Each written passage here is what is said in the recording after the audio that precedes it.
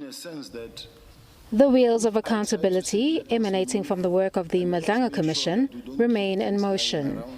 This time, it has its eyes set on 4 individuals, which include suspended Deputy National Commissioner, Lieutenant General Shadrack Sibiya. This as the Presidency has revealed that Sibiya forms part of a group of 4 names that have been referred for further action, which could include instituting criminal proceedings if sufficient evidence exists. The report revisits the recommendation and referrals made in the first interim report in respect of the South African Police Service based on prima facie evidence, and with one exception, confirms these recommendations now that the relevant implicated parties have appeared before the Commission to give evidence. The report also sets out new recommendations and referrals made by the Commission on the basis of evidence heard since the start of 2026. These fresh referrals are significant in the sense that we are seeing the recommendations go beyond the perceived, quote-unquote, low-hanging fruit, and they now take aim at some who could be branded as among the heavyweights in the country's top policing brass. One such individual is Lieutenant General Shadrack Sibiya. Sibiya, according to the evidence before the probe, is painted as someone who has alleged ties to underworld figures, namely alleged cartel member Vusimuzi Cat Matlala.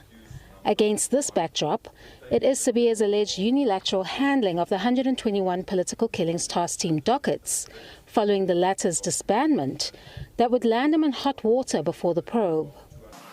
I just feel that I'm being punished for being effective, in a sense that if I try to say, let us move and let us make sure that we don't keep things lying around, let this handing over be finalized, it's a problem, because now someone was being pressured into bringing the docket, and we were working within the official instruction coming from the minister to the national commissioner to us. Evidence would link this conduct to Sibiya's alleged ties to Matlala, which were exposed through the testimony of his alleged middleman, Sgt Fannie Nkosi, which not only threw Sibiya under the bus, but also disputed Sibiya's version that Nkosi was 1, not his alleged middleman, and 2, that at material times Nkosi was not acting under his instructions. He says you were never in his office, you weren't working in his office. Is that true or false? That's false.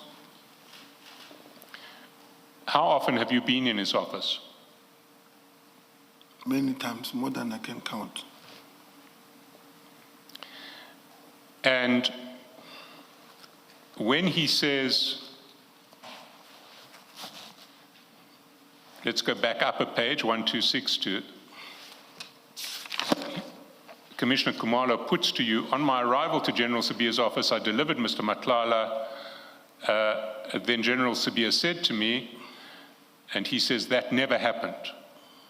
So he says you never delivered Mr. Matlala to his office. Is that true or false? These patterns show that Nkosi allegedly served as a link between alleged cartel members and Sibiya. This role was not limited to Nkosi alone. Evidence attributed that middleman allegation to alleged political fixer Brown Mogotsi, who finds himself in these new recommendations as well. Mogotsi, however, faces allegations of being a middleman for Police Minister Senzo Mchunu, who disbanded the PKTT, an allegation the latter denied.